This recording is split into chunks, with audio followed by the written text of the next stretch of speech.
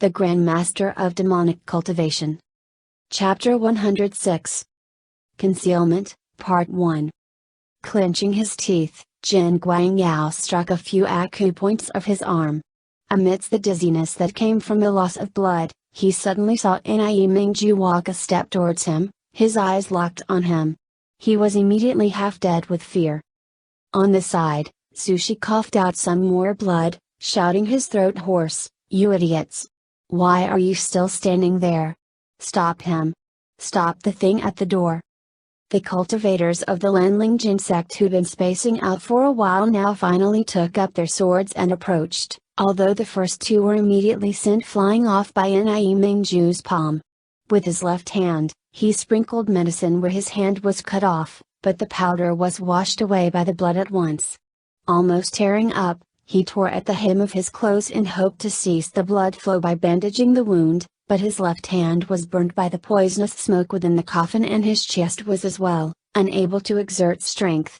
He tore for quite some time, trembling, yet he still couldn't tear it off, only adding to his pain. Sushi threw himself over and ripped off a piece of white fabric from his own clothes to bandage his wound. At the same time, Lan Zichen led Nie Huaising to somewhere that was safe. Sushi searched for extra medicine on him, but to no avail, turning to Lan Zichen, "Sect Leader Lan. Sect Leader Lan, do you have medicine? Help him out, Sect Leader has always treated you with respect. Just take it as doing him a favor." As Lan Zichen saw how terrible Jin Guangyao looked, almost passing out, slight hesitation passed through his eyes. At this time, a few screams came from over on the other side. With a heavy punch, Nie Mingju smashed three of the cultivators into a scarlet puddle of flesh. Wei Wuxian and Lan Wangji stood in front of Zhongqing and Jinling. "Wei Wuxian, Wen Ning. How did you run into him?" After Wen Ning put his arm back in place, he shifted to attach his broken leg. "Young master. I'm sorry. You told me to go back and find young Master Lan. I couldn't find him in the inn, so I could only search for him in the streets. Before I could find young Master Lan, I saw Qi Fengzan walking out in the open, as though he was looking for something. A group of beggar children saw him and went to fool around with him. They didn't know what he was. Qi Fengzan was completely unconscious. With his bare hands, I could only keep fighting with him all the way here."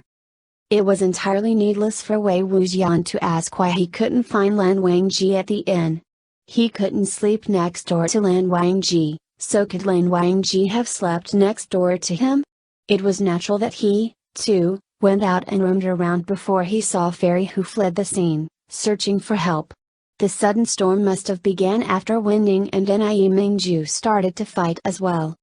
A creature such as the corpse attracted darkness in the first place, much less two of these unusual fierce corpses. Although the Lanling Jin sect cultivators couldn't at all compete with Nie Mingju, they continuously rushed forth with bravery. Yet, as their swords met with Nie Mingju's body, it was as though they met with fine steel, unable to carve even the slightest wound.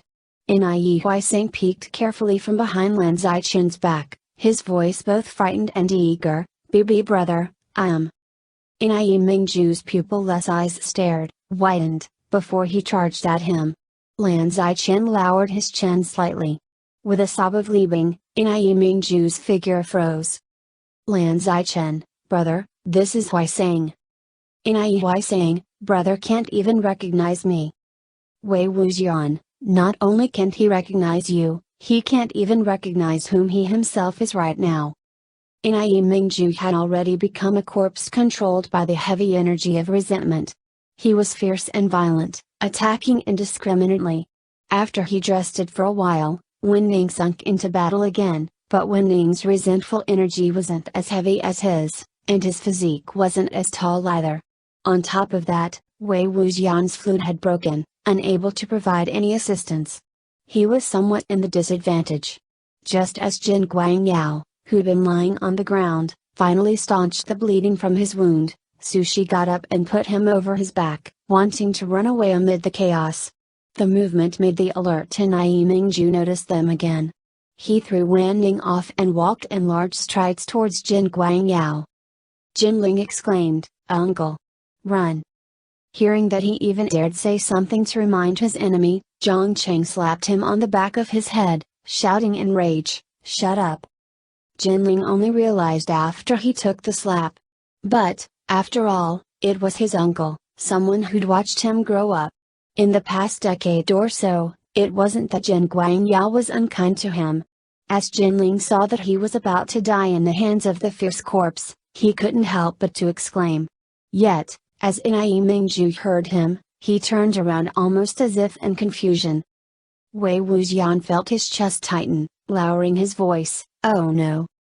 Now that Nai Mingju had become a fierce corpse, his resentful energy was of course highest when directed at his enemy, Jin Guangyao. However, fierce corpses didn't tell people apart through their eyes. Jin Guangyao was quite close to Jinling in terms of bloodline. To creatures of darkness, the blood and breath of both these two humans seem somewhat familiar, and those in a state of disorientation would find it even more difficult to tell the two apart. Right now, blood poured from Jin Guangyao's lost arm. With weak breaths, and he was almost half dead, while Jinling was still alive and jumping. Nai Mingju's dead, thoughtless brain naturally held greater interest in him. Lan Wangji commanded Baiken Forth to attack straight at Nai Mingju's chest. As expected, the blade stopped as soon as it landed. As Nai Mingju looked down and saw the glittering sword, he roared and reached for it. Lan Wangji immediately summoned back Baiken, which flew into its sheath with a loud clang. Nai Mingju ended up empty-handed. Right after, with a turn of his left hand, he flipped out the winged Jigen and placed it on his palm. Without any hesitation, he strummed a stream of notes. Lan Zichen returned leaping to his lips again as well. With a wave of his hand, Wei Wuxian sent out over 50 talismans flying towards Nai Mingju, but before they even got close, they were ignited by his resentful energy and burned to ashes in the air. With a roar, Nai Mingju grabbed at Jinling. Both Zhang Cheng and Jinling had backed away to the corner of the wall, unable to retreat further. Zhang Cheng could only stuff Jinling behind him and unsheath Sandu, which at the moment was unable to use spiritual energy, forcing himself to fend off the attack. Although both the Kan and the Zhou had sounded, they were going to be too late. Nai Mingju's heavy fist punched through a body. But the body was neither Zhang Cheng's nor Jinling's. Wen Ning blocked himself before the wall, in front of the two of them. With both his hands, he grabbed Nai Mingju's iron arm and slowly pulled it out of his chest, leaving behind a large, hollow hole. There was no bleeding. Only a couple of black organ crumbs fell out. Wei Wuxian, Wen Ning. While Zhang Cheng looked as though he could lose his mind right there. He stammered, You? The punch was too strong. Not only did it pierce through Wen Ning's chest, it also shattered a part of his larynx. Unable to say a single thing, he collapsed. With where he stood, he fell right onto Zhang Cheng and Jinling's bodies. He was momentarily unable to move, but his eyes were still open, staring at them unblinkingly. Jinling originally loathed the murderer, the weapon that pierced his father's heart. Ever since he was young, he'd sworn countless times that if he had the opportunity, he'd definitely cut off the flesh from Wei Ying's and Wen Ning's bodies, piece by piece. Later, as he didn't want to hate Wei Wuxian, he hated Wen Ning with double the energy. But right now, as he watched the murderer, the weapon had his heart be pierced in the same way. He couldn't even push Wen Ning rudely away so that he didn't lean on them. He knew he was dead. Much less having a hole in his body, even if he were to be snapped into two from his waist, he might not even end up with any serious consequences. But for some reason, he couldn't stop his tears from spilling over his eyes. After the punch, Nai Mingju's movements paused as well. With a duet from Lan Wangji and Lan Zichen, the Kan was like an icy river while the Zhou like high winds.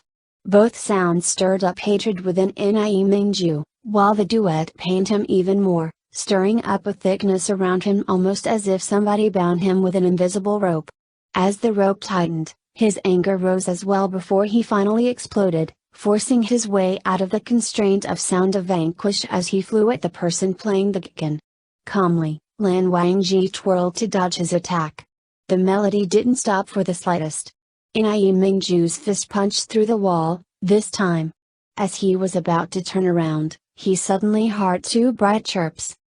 He jerked his fist out of the wall and looked toward the direction of the sound. Wei Wuxian whistled 2 more times, grinning, "Hello, Qi Fengsun. Do you recognize who I am?" Nai Mingju's hideous white eyeballs were glued to him. "Wei Wuxian, it's fine if you don't, as long as you recognize the whistles." Lan Zichen moved Li Bing slightly to the side. "Young Master Wei."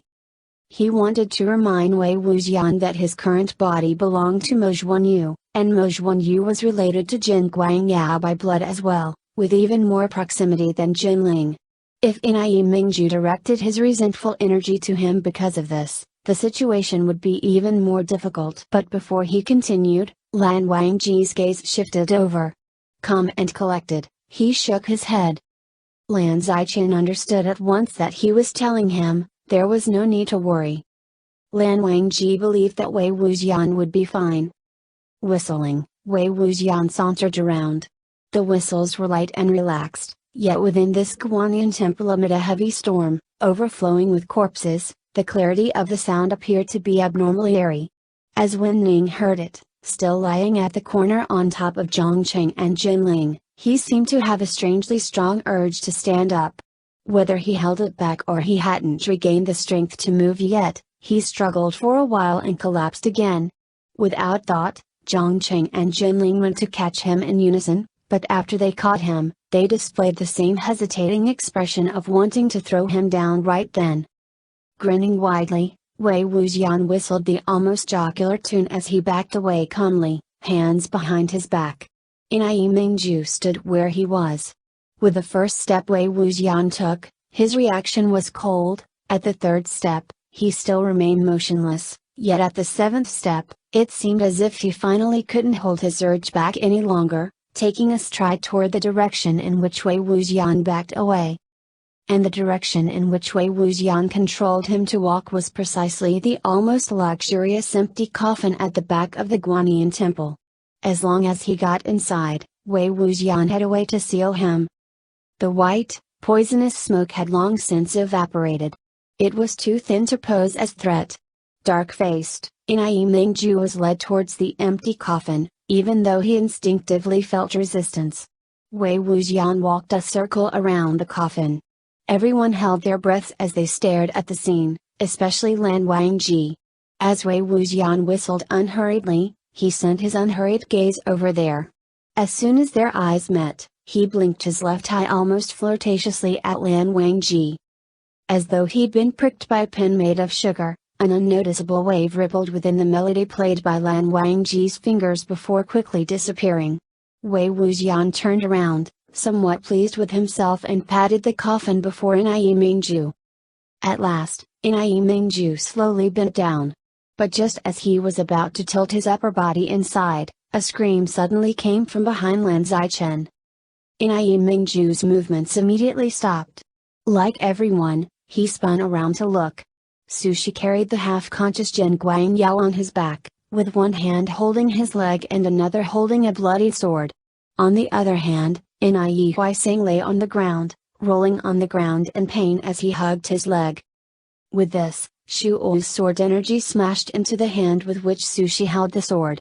Sushi's face was full of shock as the sword fell out of his hand. The blade had already injured Nai Huaisang. The scent of blood wafted through the air. Wei Wuxian cursed in silence. How could this be? How dare he mess things up for me at such a critical time? Nai Huaisang and Nai Mingju were half-brothers with the same father. If Nai Mingju caught the scent of his blood, no killing intent would be agitated within him, but it'd make him extremely curious. And with curiosity, when his attention was directed over there, he'd noticed Jin Guangyao for sure. After he killed Jin Guangyao, his killing intent would definitely become stronger, and he'd be more difficult to subdue. As expected, gurgles came from within Nai Mingju's throat. His body turned away from the empty coffin as well. At once, he realized whom the person lying on Su Shi's back was.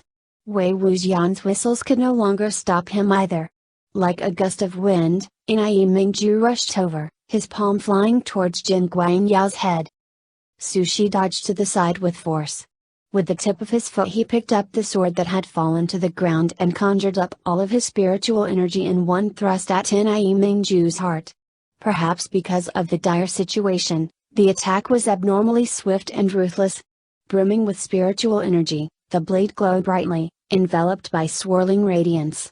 It was so much better than all of the previous seemingly elegant attacks that even Wei Wuxian wanted to praise its excellence. Enai Mingju was forced a step back by the explosion of an attack as well. As the light dimmed somewhat, Enai Mingju went forth again, clawing at Jin Guangyao unstoppably. Su Shi threw Jin Guangyao at Lan Zichen with his left hand, while with his right he sliced at Enai Mingju's throat. Enai Mingju's entire body was as impenetrable as fine steel, but not the thread that stitched his neck together. In Chapter The Grand Master of Demonic Cultivation. Chapter 107. Concealment, Part 2. If the neck attack succeeded, even if it wouldn't defeat Enai Mingju entirely, it'd still be able to save them some time. However, the sword had been infused with so much spiritual energy, due to Su Shi's sudden explosion, that it could no longer withstand it. Halfway through the lunge, it broke into pieces with a crack. On the other hand, Enai Mingju's punch landed right in the center of Su Shi's chest. Su Shi's splendor left as quickly as it came. He couldn't even spit out a mouthful of blood or say a few last words, no matter with dignity or cruelty, before the life in his eyes went out. Collapsed beside Lan Zichen, Jin Guangyao saw this scene as well. Whether because the bleeding and the pain intensified at his arm and stomach or from some other reason, the glisten of tears could be seen in his eyes. But before he had a chance to catch his breath or lick his wounds, Enai Mingju turned around after he pulled his fist back and stared hungrily in his direction. The harsh, stern expression on his rigid face held a sense of judgment that was no different from before he died.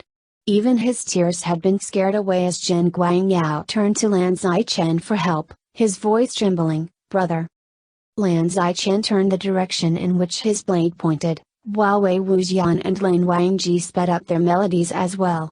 But the effects of the whistle had already been overcome. It would be much harder than before for it to take effect again. At this point, somebody on the side suddenly called, "Wei Wuxian." Wei Wuxian answered immediately, "What?" Only after he answered did he realize that the one who called him was Zhang Qing. Wei Wuxian felt somewhat surprised. Zhang Qing didn't respond directly. Instead, he took something out from his sleeve and tossed. Wei Wuxian caught it by instinct and looked, only to find a black, gleaming flute along with a crimson tassel. It was the ghoul flute, Chen King. As he felt the flute that he was more than familiar with, Wei Wuxian didn't even have the spare time to feel surprised. Without hesitation, he lifted it to his lips and called, "Lan Zan." Lan Wangji nodded.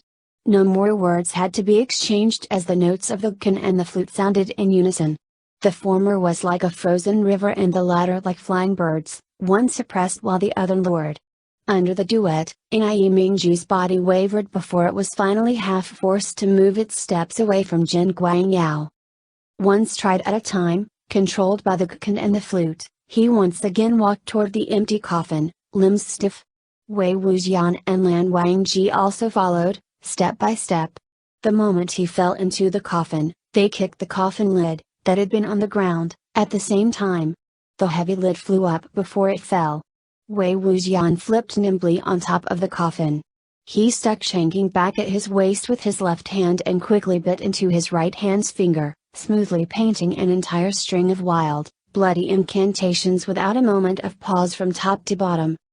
Only then did the beast-like howls from within the coffin die off gradually.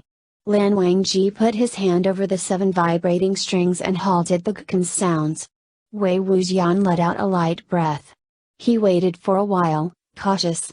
Only after he was finally able to determine that energy no longer came from below the coffin lid did he stand up. "What a bad temper, right?" He was much taller standing on the coffin. Lan Wangji put his can away and looked up at him with a pair of light eyes. Wei Wuxian looked down and couldn't help but touch the fair face with his right hand, adding a few blood-red marks, by accident or on purpose. Lan Wangji didn't worry too much about it. Come down. Wei Wuxian hopped down with a grin before he was caught right inside those arms. Things were quieting down, but on the other side, Nie Huaising began to groan in pain. He pleaded, "Brother Zaichen. Come tell me if my leg and my body are still connected or not." Lan Zaichen walked over, pressing him down to examine, Huaising, "You are fine. There is no need to be so afraid. Your leg is not broken. There is only an incision." Nie Huaising exclaimed in terror, "An incision? How could I be not afraid if there's an incision? Did it go all the way through? Help me, Brother Zaichen." Lan Zaichen didn't know whether he should laugh. It is not so severe. Still, Nie Huaising rolled on the ground, hugging his leg. Lan Zaichen knew he was most afraid of pain, so he took out a bottle of pills from in his lapels and placed it into Nie Huaising's hand, pain relief. Nie Huaising opened it at once, eating as he rambled on, "How come I'm so unfortunate? Caught by that Su Minshan on the way for no reason, he had to stab me even when he was running away. Didn't he know he could have just pushed me out of the way to deal with me? Did he have to use his sword?" Lan Zaichen got up and turned around. Jin Guangyao sat fallen on the ground, his face as pale as paper. His hair was somewhat disheveled as well, and cold sweat dotted his forehead. He had lost all his composure. Perhaps because the pain from his arm was too much, he couldn't help but moan a little. He looked up at Lan Zaichen. Even though he said nothing, but merely from how he looked, holding his severed wrist with such dejected eyes, was enough to make anyone feel pity. Lan Zaichen looked at him for a while before he sighed and still took at the medicine that he carried with him. Wei Wuxian, Sect Leader Lan. Lan Zaichen, young Master Wei, right now, he should not be able to do anything else like this. If he is not treated, he might die right here. Many things still remain unanswered. Wei Wuxian, Sect Leader Lan, I know. I'm not saying you can't help him. I just wanted to remind you to be careful. It's best if you silence him so that he doesn't say anything. Lan Zaichen nodded, turning to Jin Guangyao, Sect Leader Jin, you heard him. Please do not carry out meaningless acts any longer. Or else, in precaution, if you do anything, I will spare no mercy and... He took in a deep breath, take your life. Jin Guangyao nodded and whispered weakly, thank you, Zi Wujun. Lan Zaichen bent down and treated the wound at his wrist with much caution. Jin Guangyao kept on trembling. Seeing his sworn brother who used to have so much potential end up like this, Lan Zaichen didn't know what to say either. He could only sigh in silence. Wei Wuxian and Lan Wangji walked to the corner. Wen Ning was still lying on top of Zhongcheng and Jin Ling in an awkward, half-collapsed way. Wei Wuxian laid him flat on the ground. After he examined the hole through his chest, he felt quite worried. Just look at you. How should I block it up? Wen Ning, young master, is it really severe? Wei Wuxian, no. It's not like you need the organs here. But it looks ugly. Wen Ning, it's not like I need to look nice. Zhongcheng was silent, while Jin Ling hesitated between speaking up or not. Over on the other side, Lan Zaichen was treating Jin Guangyao's wound. Seeing that Jin Guangyao almost passed out from the pain, Lan Zaichen, who in the beginning wanted to use this to punish him, still didn't have the heart to bear it, turning around, Huaising, give me the bottle of medicine. Nie Huaising had put the bottle into his lapels after he ate 2 pills and stopped the pain. He hurried, oh, sure. And looked down to search for it. After he found it, just as he was about to pass it to Lan Zaichen, his pupils suddenly shrunk, exclaiming in fright, Brother Zaichen, behind you. Lan Zaichen hadn't let down his guard around Jin Guangyao in the first place, tense from caution. As he saw Nie Huaising's expression along with the warning, he felt something in his heart go cold. Without hesitation, He unsheathed his sword and stabbed to the back. The sword pierced right through Jin Guangyao's chest. His face was shocked. The others were also surprised by the sudden turn of events. Wei Wuxian shot up. What happened? Nai Huaisang, I saw brother. No, I saw sect leader Jin put his hands behind him. I didn't know if he. Jin Guangyao looked down at the sword that penetrated his chest. His lips twitched, as though he wanted to say something, but he couldn't even argue for himself as he'd been silenced. Wei Wuxian felt that something seemed off about this situation. Before he had the chance to ask, Jin Guangyao coughed up quite some blood, his voice hoarse. Lan Zichen. He forcefully broke through the spell of silence. At the moment, Jin Guangyao was injured from top to bottom. His left hand was burned by the poisonous smoke, his right hand was severed, and his stomach was missing a chunk of flesh. Covered in blood, he couldn't even manage to sit upright, yet right now he stood on his own without any help, like one last streak of light from a setting sun. He called again in a voice filled with hatred, Lan Zichen. Lan Zichen was beyond both disappointment and sorrow. Sect leader Jin, I told you. If you act again, I would show no mercy. Jin Guangyao spat, his voice fierce, yes. You said so. But did I act? He'd always kept up a gentle, graceful appearance in front of others, yet right now he displayed such a savage look. Seeing just how abnormal he was, Lan Zichen also felt that something was wrong. He immediately turned back to look at Nai Huaisang. Jin Guangyao laughed, enough. What are you looking at him for? There's no use. What could you see? You never even saw through me after all those years. Huaisang, you're truly impressive. Nai Huaisang was tongue-tied, as though he was scared speechless from the sudden accusation. Jin Guangyao spoke with loathing, how unexpected for me to fall in your hands like this. He tried to walk to Nai Huaisang, but the sword was still stuck at the center of his chest. With just one step, he was immediately overcome with agony. Lan Zichen could neither give him a fatal blow nor pull out the sword rashly, exclaiming, do not move. In reality, Jin Guangyao couldn't move either. With one hand, he grabbed the blade before his chest, steadying himself as he spat out a mouthful of blood. What a head shaker. No wonder. It must have been quite hard to have hidden yourself for so many years. Nai Huaisang trembled, Brother Zichen, trust me, back then I really did see. Jin Guangyao's face was twisted as he shouted, you. He wanted to rush at Nai Huaisang once more, and the sword sank an inch deeper into his chest. Lan Zichen shouted as well, do not move. Back then, he'd suffered many great losses from Jin Guangyao by believing in his lies. This time, it was only natural for Lan Zichen to be cautious, suspicious that he accused Nai Huaisang on purpose after Nai Huaisang saw through what he was going to do, just so that Lan Zichen would be caught off guard again. Jin Guangyao easily read what his eyes meant, laughing out of anger, Lan Zichen. In this life, I've lied countless times, killed countless times. Like you said, I killed my father, my brother, my wife, my son, my teacher, my friend, of all the evil in the world, what haven't I done? He took in a breath, rasping, but I've never even thought of harming you. Lan Zichen was astonished. Jin Guangyao panted harder, gripping the word as he spoke through clenched teeth. Back then, when the cloud recesses was burned down and you fled outside, who was the one that saved you from all the danger? And when the Gusu Lan sect was rebuilding the cloud recesses, who was the one that helped with everything he had? In all these years, when have I ever cracked down on the Gusu Lan sect? When have I responded with anything but support? Apart from this time, when I've only temporarily staunched your spiritual powers, when have I ever wronged you or your sect? Why have I ever demanded gratitude?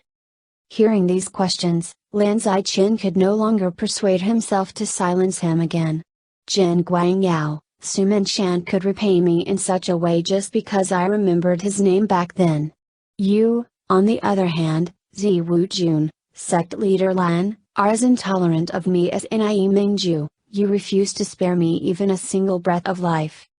After he said this, Jin Guangyao suddenly drew back. Shu Oi was pulled from his chest, taking out a few splatters of blood. Zhang Qing shouted, "Don't let him get away." Lan Zichen went forth in just 2 steps, seizing him again without any difficulty. In such a shame, Jin Guangyao wasn't able to get anywhere no matter how fast he was. Jin Ling could catch him even with his eyes closed. On top of that, he was injured in many places and received a fatal wound. There was no longer a need to be careful of him. Wei Wuxian, however, suddenly realized something as he shouted, "He's not trying to get away. Zi Wujun, move away from him right now." It was already too late. The blood from Jin Guangyao's severed limb trickled onto the coffin. The blood climbed across where Wei Wuxian painted on, destroying the incantations, and dripped inside the coffin through the crack. Inai Mingju, who had been sealed, broke out from the coffin. The coffin lid burst into pieces. A pale hand grabbed Jin Guangyao's neck, while another searched for Lan Zichen's. Jin Guangyao wasn't trying to run away. Instead, he was fighting with his last breath to lead Lan Zichen towards Inai Mingju, so that they could die together. Lan Wangji summoned Baiken, which shot at them with that speed of lightning, but Inai Mingju wasn't at all afraid of these spiritual weapons. Even if Baiken hit him, it would likely be unable to stop him from closing the small gap between him and Lan Zichen's throat. Yet, just as the hand was an instant from grasping Lan Zichen's neck, Jin Guangyao used the only hand he had left to strike Lan Zichen's chest, pushing Lan Zichen away. He, himself, on the other hand, was dragged into the coffin by Inai Mingju, then held up like holding a puppet. The scene was beyond frightening. Jin Guangyao used his one hand to peel away at Inai Mingju's steel-like palm. He struggled ceaselessly from the pain, hair tangled, as heavy malice shot from his eyes. He cursed with all the energy he had left, "Fuck you, Inai Mingju. You think I'm really scared of you? With much difficulty, he coughed up some blood. Everyone present heard a crack that was abnormally clear and brutal. A whimper of a last breath left Jin Guangyao's throat. Jin Ling's shoulders shivered. He shut his eyes and covered his ears, too afraid to keep watching and listening. In Chapter The Grandmaster of Demonic Cultivation. Chapter 108. Concealment, Part 3. Lan Zichen staggered a few steps back from the push. He hadn't realized what happened yet. Meanwhile, Lan Wangji struck the back of the fair-featured Guanyin statue at the center of the temple. The statue vibrated as it flew towards the coffin. Inai Mingju was still inspecting the corpse in his hand, the head had already dipped. As the heavy statue hit him, he fell right back where he'd been. Wei Wuxian leapt over and stepped onto the Guanyin's chest. The coffin lid had broken already. They could only use the Guanyin statue as a lid to seal away Inai Mingju and his rampage. Down below, Inai Mingju struck the statue again and again in attempt to break free, while Wei Wuxian also shook again and again, reeling so much he was almost thrown off. He wobbled, realizing that he wasn't able to paint a talisman at all. "Lance on, quick, come up beside me. One more person would mean more weight. With a few more slaps, the statue might fall apart again." Before he finished, Wei Wuxian suddenly felt both his body and his line of sight tilt. Lan Wangji held one end of the coffin and lifted it up. Which meant, with only a left hand, he lifted the wooden coffin, the 2 dead bodies within the coffin, the Guanyin statue above the coffin, and Wei Wuxian atop the statue. Wei Wuxian gaped in astonishment. He'd long since known that Lan Wangji had shocking arm strength, but this was a bit too shocking. Lan Wangji's expression hadn't changed. His right hand unleashed a silver constring. As if on wings, the string zipped dozens of times around the coffin and the Guanyin statue, tying the 2 tightly together. And then a second one, and a third. Having determined that Inai Mingju and Jin Guangyao were sealed away properly, he finally his left hand drop. The one end of the coffin plummeted to the ground, letting out a loud echo. Wei Wuxian tilted as well. Lan Wangji welcomed him by breaking his fall with his arms before he placed him steadily on the ground. The hands that had just conquered almost 1,000 pounds were more than gentle when wrapped around Wei Wuxian. Lan Zichen stared at the coffin enveloped in 7 gun strings. He was still lost in thought. Nie Huaisang extended a hand and waved it before his eyes, terrified. "Be brother Zichen, are you alright?" Lan Zichen, Huaisang, just now, was he really trying to catch me off guard with an attack? Nie Huaisang, I think I saw it. Hearing his hesitation, Lan Zichen pressed, "Think it over some more." Nie Huaisang, if you ask me like that, I can't be sure either. It really did seem like. Lan Zichen, cut out the seem like. Did it happen or not? Nie Huaisang answered with difficulty, "I don't know, I really don't know." This was the only thing Nie Huaisang knew to say when he was desperate. Lan Zichen buried his forehead in his palm. He seemed as if his head was about to split, unwilling to speak again. Suddenly, Wei Wuxian called, "Huaisang Zhong." Nie Huaisang, huh? Wei Wuxian, back then, how did Sushi stab you? Nie Huaisang, he was carrying sect leader Jin when he was running away. I blocked his way, so. Wei Wuxian, really? With where you stood, I don't recall you blocking their path of escape. Nie Huaisang, I couldn't have run into him purposely trying to be stabbed, could I? Wei Wuxian smiled, I never said that. Nie Huaisang, then what are you trying to say, Wei Zhong? Wei Wuxian, it's just that I suddenly connected a few things together. Nie Huaisang, what things? Wei Wuxian, Jin Guangyao said someone gave him a letter that threatened to tell the world what he did. Let's first assume he wasn't lying and was speaking the truth. Then, this certain person was doing the unnecessary. He continued, if you wanted to expose a person's sins, instead of exposing them directly, why would you go out of your way to notify them that you had evidence of their crimes?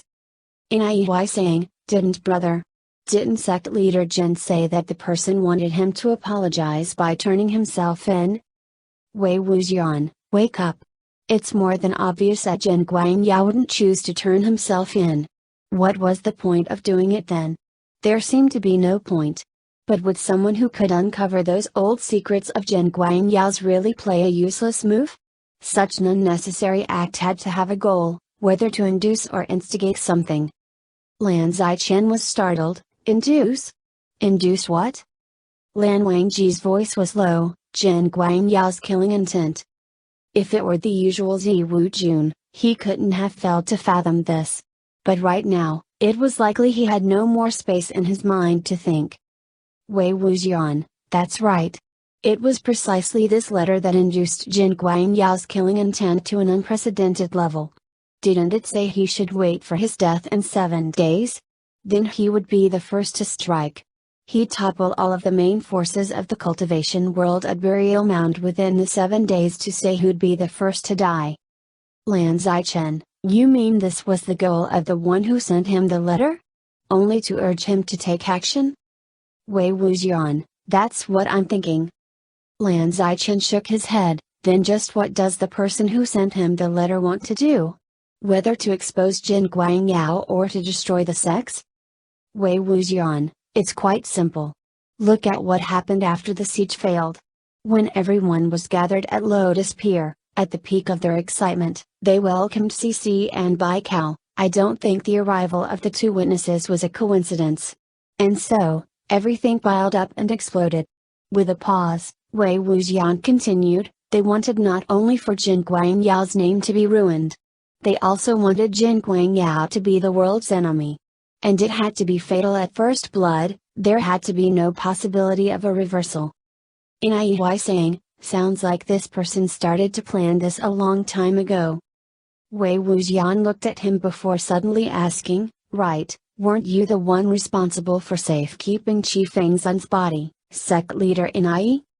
Nie Huaisang, I kept it at first, but I just received the news tonight that my brother's body at King suddenly disappeared. Or else why would I hurry over to King and be caught by Sushi on my way?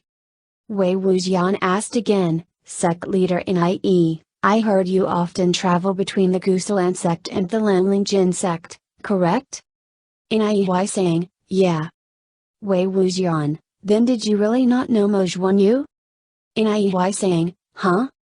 Wei Wuxian, I remember the first time I met you after the sacrifice succeeded, you seemed like you didn't recognize me at all. You even asked Han Guangjun whom I was. In any case, Mojwan Yu had once bothered Gen Guangyao, even capable of looking at the manuscripts that Gen Guangyao had in his collection. You, on the other hand, also frequented sect leader Gen to air your grievances. Even if you weren't familiar with Mojwan Yu, have you really never seen him even once? Niyi Huaisang scratched his head. Weizhong, Koi Tower is that big, I couldn't have seen every single person, much less remember everyone I've seen. And on top of that, he seemed a bit awkward. You know what Mojwan Yu's background was. It was a bit. The Lanling Jin sect tried its hardest to keep it a secret. It's not that strange I hadn't seen him, is it? Brother Zai Qian might not have even seen him. Wei Wuxian, oh, indeed. Zi Wujun didn't know Mojwan Yu either. Niyi saying, right? And I don't really understand. Even if I'd seen Mojwan Yu, why should I pretend like I didn't know him on purpose? Was there any need? Wei Wuxian smiled, nothing. Something seemed a bit off. I was only asking. Yet in his heart, he replied, of course, to find out if this Mojwan Yu really was the real Mojwan Yu. How could Mojwan Yu, who was so timid and fearful in others' description, conjure up the courage to take his life and sacrifice his body? Why would the left hand of Chief Ingzans be released? Did Gen Guangyao really let it out by pure accident? And why did it appear at Mo village, where he sacrificed his body, so that Wei Wuxian ran into it right after he was reborn? Why wasn't it some other place? Chief Ingzan's corpse was buried by the King Niyi sect. In all these years, did Niyi Huaisang, who had always admired his elder brother, really fail to notice that the corpse had been switched? Wei Wuxian preferred this other case instead. Perhaps before Niyi Mingju passed away, Niyi Huaisang really knew nothing. But after Niyi Mingju's death, he knew everything. Including that Niyi Mingju's corpse had been switched. Including the true colors of the brother he once trusted. He tried to search for his elder brother's corpse, but after so many years and so much hard work, he could only find a single left hand. He was stuck at this step, without anything that could lead to the next. In addition, the left hand was abnormally fierce, too difficult to suppress. If it was left by his side, it'd keep on resulting in bloodshed. So he remembered someone. Someone who was best at dealing with these things, these problems. The Yiling Patriarch. But the Yiling Patriarch had been torn into pieces already. What should he do now? And so he remembered someone else. Mojwan Yu, who'd been kicked out of Koi Tower. Perhaps to gain information from Mojwan Yu, Niyi Huaisang talked to him once. From Mojwan Yu's grievances, he knew that Mojwan Yu had once read the fragmented manuscript that recorded an ancient, forbidden technique in Gen Guangyao's collection. He then urged Mojwan Yu, who had had enough of the humiliation coming from his own clan members, to seek revenge using the forbidden technique of body sacrifice. And which fierce ghost was summoned? It was the Yiling Patriarch again, of course. Mojwan Yu, no longer able to put up with his circumstances, finally painted the blood array, and Niyi Huaisang also used the opportunity to release the hot potato he was no longer able to keep, Chief Ingzan's left hand. From then on, the plan successfully began. He no longer needed to exert his energy on searching for the remaining limbs of Niyi Mingju, instead leaving all of the dangerous and bothersome things to Wei Wuxian and Lan Wangji. He only needed to monitor their every move. The time that Jinling, Lin Sizui, Lan Jingyi, and the other juniors ran into the odd incident of dead cats on their way, someone was clearly creating abnormalities on purpose. Along with the non-existent hunter who showed them the way in the nearby village, it was doubtless that the goal was to lead these naive disciples into Yi City. If Wei Wuxian and Lin Wangji was just a bit more careless and weren't able to protect them completely, Whatever happened to the disciples at Yi City would likely also be blamed on Jin Guangyao. Anyhow, the more that could convict Jin Guangyao, the better it was, the more that could lead the cautious villain to make mistakes and leave traces, the better it was, the more that could result in a tragic death of his, the better it was. Lan Wangji used the tip of Baikon's blade to turn over the black chest beside the coffin. He glanced at the incantations engraved over it before he turned to Wei Wuxian, the head. The chest was probably used to hold an Ai Mingju's head. After Jin Guangyao moved the head away from Koi Tower, he probably buried it here. Wei Wuxian nodded at him. Sect leader Inai, do you know what was originally inside of the coffin? Inai Hui saying, how could I know? But with how brother? Oh, no, with how sect leader Jin looked, it was probably something really important to him, huh? In Chapter